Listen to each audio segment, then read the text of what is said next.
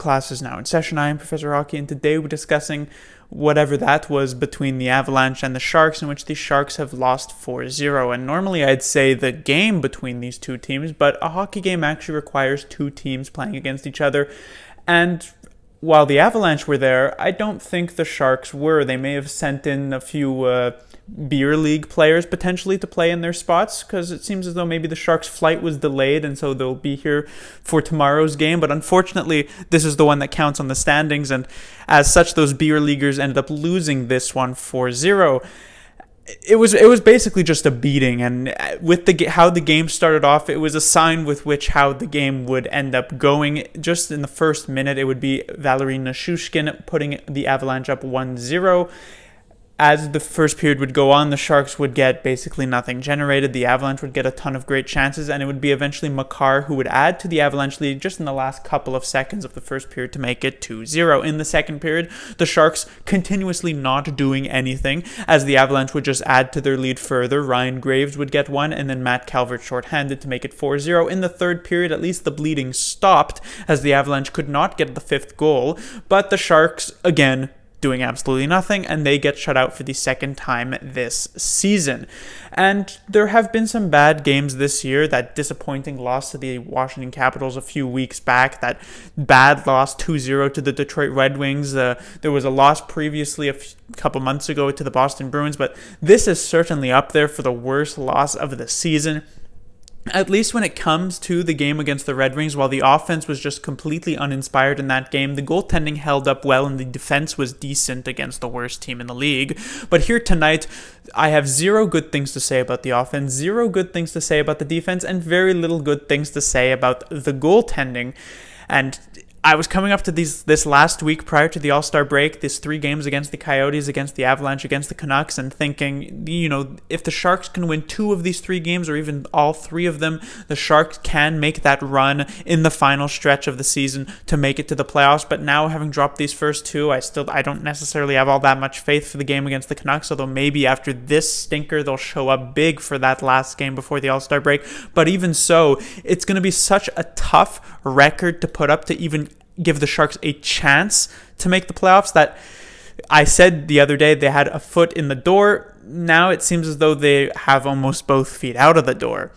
First thing, and basically only thing to talk about in this game, would be Martin Jones, as he had 4 games off due to being outplayed by Aaron Dell. He gets the game here tonight after Dell had a okay but not great performance the previous night against the Arizona Coyotes, and Jones comes in, and in the first minute, he lets in this goal to Nichushkin, which was just terrible. It was terrible.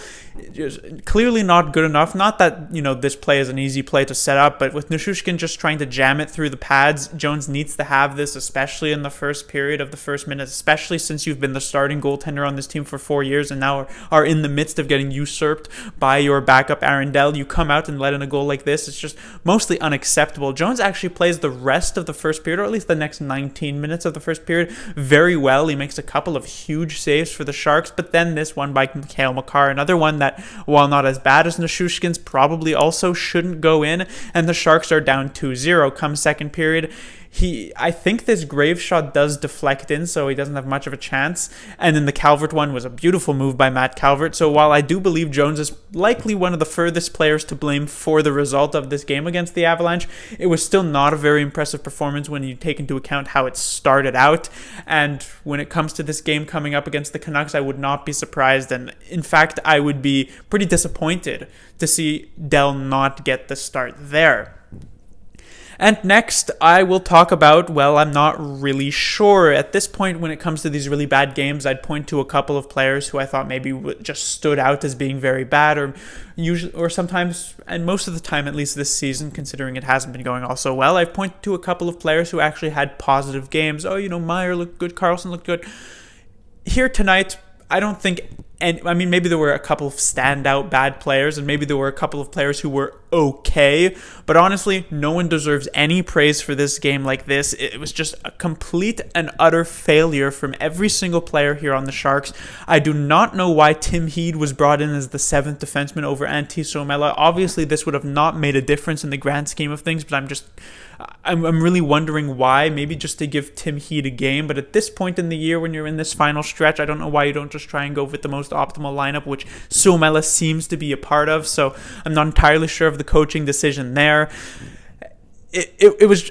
I'm mostly just left speechless at this point because I honestly do not know what to say. There's no defending this team in this game at this point, and I guess that'll do it for this review. The Sharks will be back in action, as I said, one last game before the All-Star break in combination with the bye week, so the Sharks will get over a week off, hopefully some time to really get their priorities in order to see if they can make something happen or to see if maybe they will end up being a seller by the trade deadline. They will face off against the Vancouver Canucks, a team they have played a couple of times this season. The Canucks were actually the first team the Sharks beat with Bob Booner as the new head coach, but they also have a loss to the Canucks this season, so we'll see what happens. It's, I guess, an important divisional game, but again, as I said, with these couple of losses here, the Sharks are falling further and further behind the 8 ball, and they might be running out of time.